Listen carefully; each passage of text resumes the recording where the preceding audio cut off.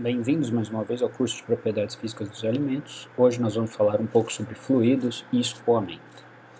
Bom, a ciência que estuda os fluidos e o escoamento é a reologia. Reos é fluxo e logia ciência em grego. Esse termo foi criado por Bingham em 1928, ou seja, é uma vertente da fisicoquímica recente. No entanto, embora recente essa vertente, as bases teóricas da reologia são um tanto quanto antigas, são bem sedimentadas e muito bem desenvolvidas, já desde o século XVII.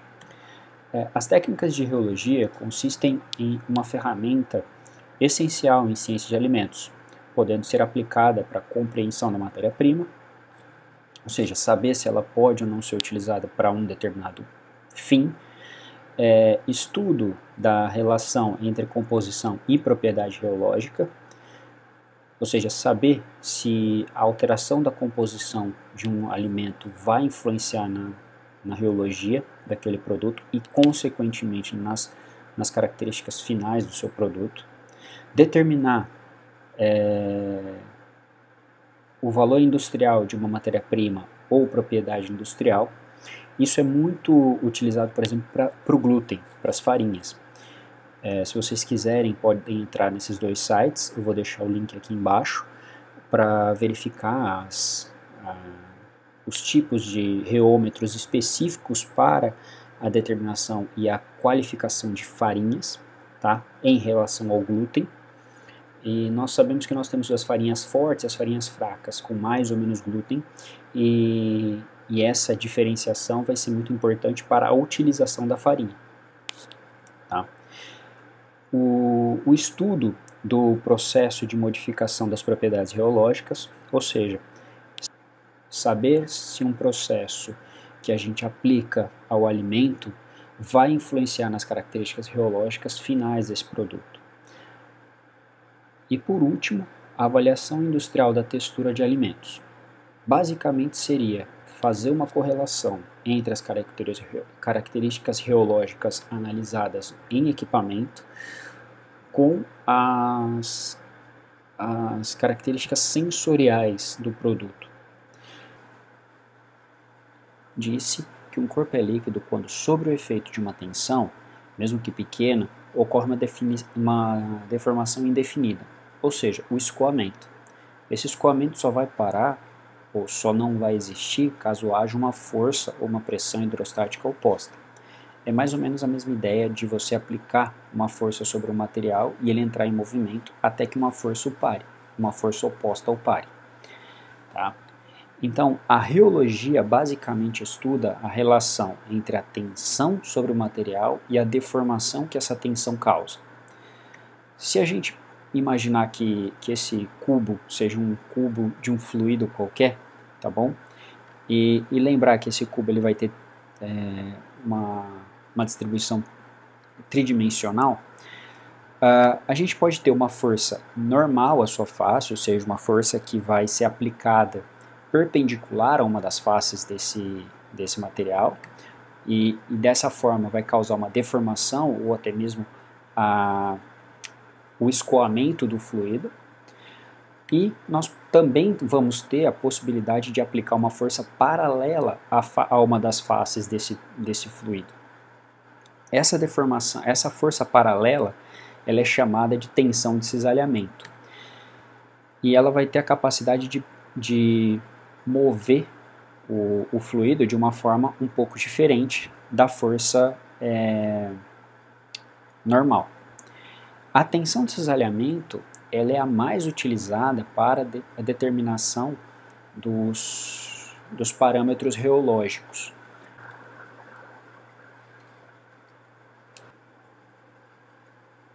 De modo geral, podemos dizer que a reologia é o estudo do comportamento de um fluido quando sobre ele é exercida uma tensão de cisalhamento.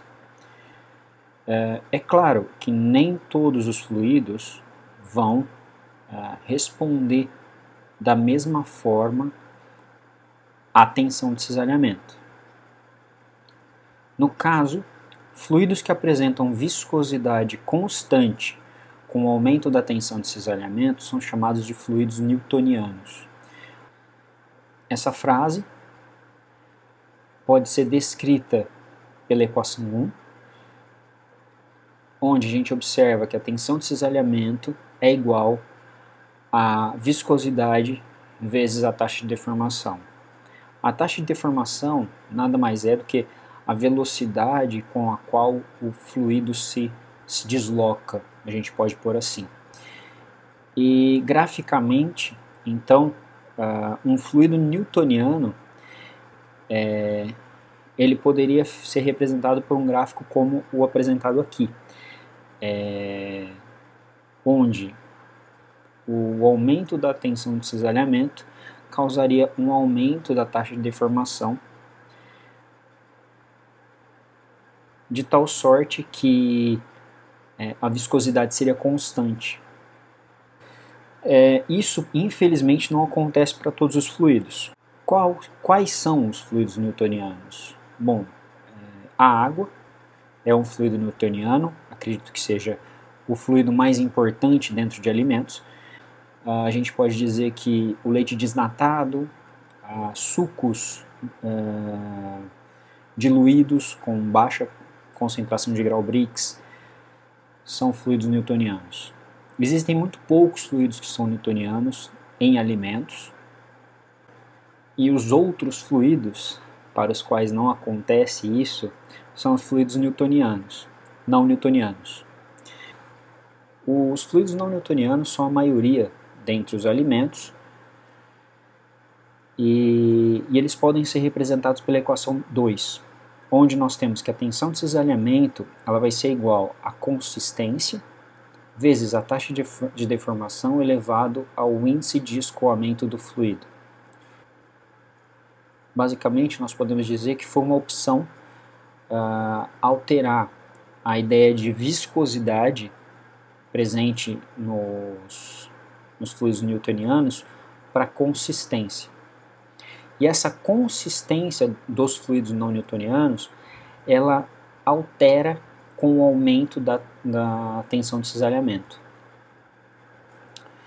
E a gente pode dizer que a gente vai conseguir determinar se essa consistência ela aumenta ou diminui com a tensão de cisalhamento baseados no índice de escoamento do fluido. Mas como isso? Bom, um dos tipos de fluido não newtoniano é o fluido pseudoplástico. Os fluidos pseudoplásticos, eles têm a tendência de reduzir a sua consistência com o aumento da tensão de cisalhamento. E esses fluidos pseudoplásticos, eles são caracterizados pelo índice de escoamento do fluido menor que 1. Um outro tipo de fluido que também é não newtoniano são os fluidos dilatantes. Tá? O fluido dilatante ele tem a tendência de apresentar um aumento da consistência com a tensão de cisalhamento, com o aumento da tensão de cisalhamento. E eles são caracterizados pelo índice de escoamento do fluido maior que 1. Dentre os fluidos não dilatantes, ou fluidos dilatantes, desculpa, está incluso, por exemplo, as soluções, as dispersões, na verdade, de amido em água.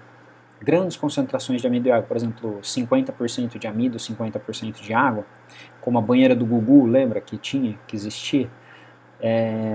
Então, são fluidos dilatantes. Aqui, nessa tabela, eu apresento alguns exemplos de fluidos não newtonianos e newtoniano também, com índice de escoamento menor que 1, a maioria, e o xarope de milho com índice de escoamento igual a 1, ou seja, ele é newtoniano.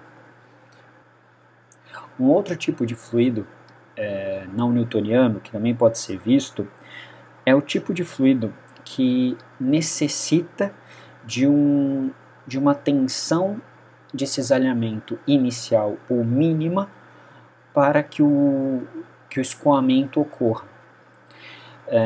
A gente pode pensar, por exemplo, no ketchup. Quando está dentro de uma garrafa e a gente tem que tirar ele, precisa dar uma pancadinha na garrafa para que o ketchup comece a sair. É mais ou menos aquela pancada, aquela força inicial para que o fluxo inicie. E dentre esses fluidos com a necessidade de uma tensão de cisalhamento mínima, nós temos o fluido plástico de Bingham, que tem um comportamento muito similar ao newtoniano, mas necessita de uma tensão de cisalhamento mínima. E nós temos também o fluido pseudoplástico, com tensão de cisalhamento zero, inicial, que vai ter o tau zero, a tensão de cisalhamento mínima, e o índice de escoamento do fluido menor que 1, e o fluido dilatante com tensão de cisalhamento inicial, que vai ter um índice de escoamento maior que 1. Dentre os exemplos que existem para fluidos não newtonianos com tensão de cisalhamento mínima, tá os alimentos com altas concentrações de ácido graxo, gorduras hidrogenadas. Então você vai ter margarina, manteiga, manteiga de amendoim, entre outros. Aqui é só um exemplo para mostrar para vocês que nem sempre os autores utilizam a mesma nomenclatura. Por exemplo, do lado direito, vocês vão ver que o autor usou uma nomenclatura muito parecida com a que eu utilizei e também apresentou todas as curvas que eu apresentei.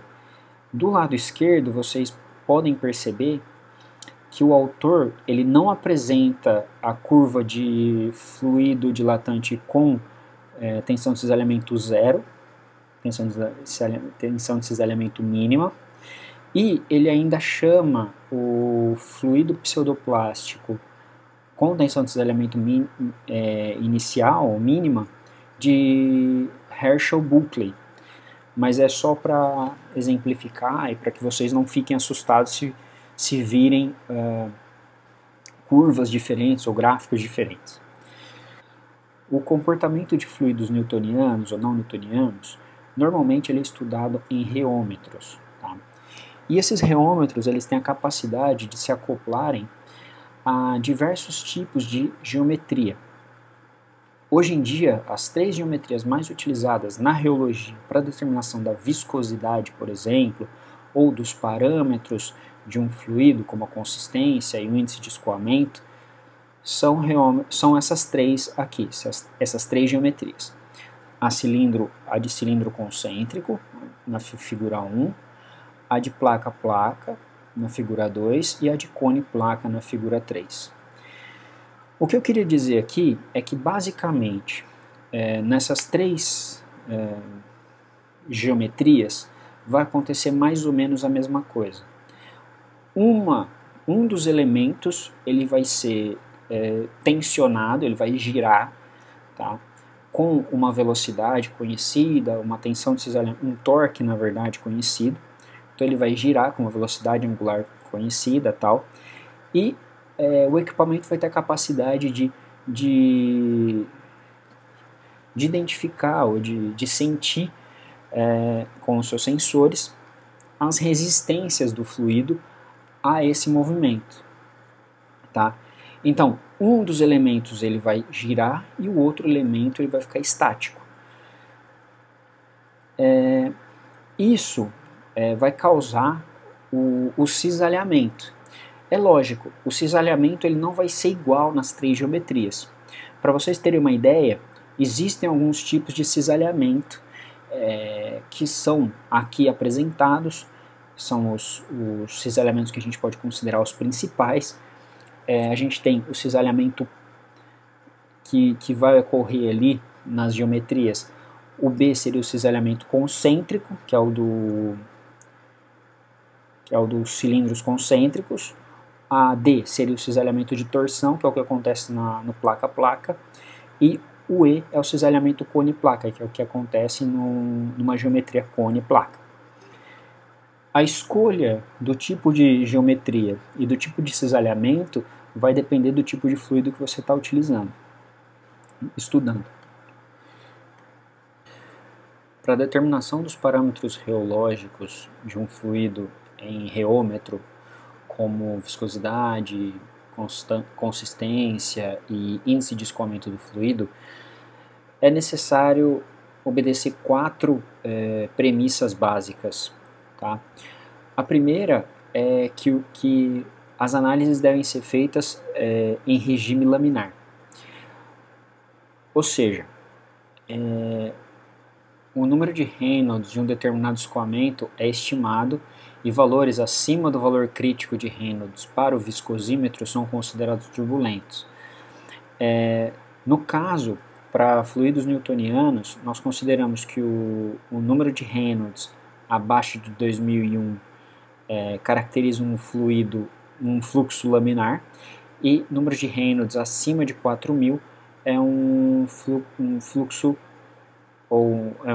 turbulento. A segunda premissa é a inexistência de escoamento secundário. Basicamente, isso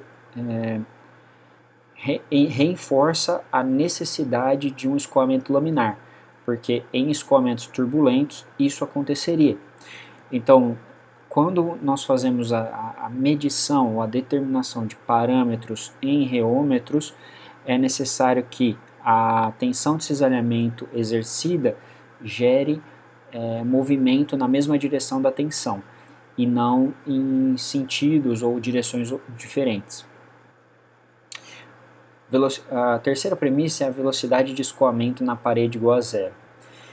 Isso é importante porque as faixas de fluido próximas às paredes vão assumir a mesma velocidade da parede. Ou seja, por exemplo, se nós temos um fluido entre duas paredes e uma dessas paredes é puxada, o fluido logo abaixo ou logo em contato ali com a parede, ele vai assumir a mesma velocidade da parede. Os fluidos, as faixas subsequentes, elas vão ter velocidades menores, gerando um perfil de velocidade, que é o que a gente necessita para a determinação dos parâmetros de um fluido. Nós também observamos que se, por exemplo, a parede de baixo ali, ela é mantida estática, imóvel, a faixa de fluido próxima a ela também vai ter velocidade igual a zero. Isso é muito visto no perfil de velocidade de escoamento laminar em tubo, onde a gente tem uma velocidade máxima no centro e a velocidade do fluido é igual a zero na parede, porque o tubo está parado. E a quarta premissa para a determinação dos parâmetros reológicos de um fluido é a temperatura constante, até porque a consistência, a viscosidade vão ser dependentes da temperatura. Obrigado, deixa nos comentários aqui qualquer dúvida que vocês tiverem, e não esqueçam de assistir o próximo vídeo sobre escoamento, que provavelmente vai deixar um pouco mais claro esse assunto. Obrigado.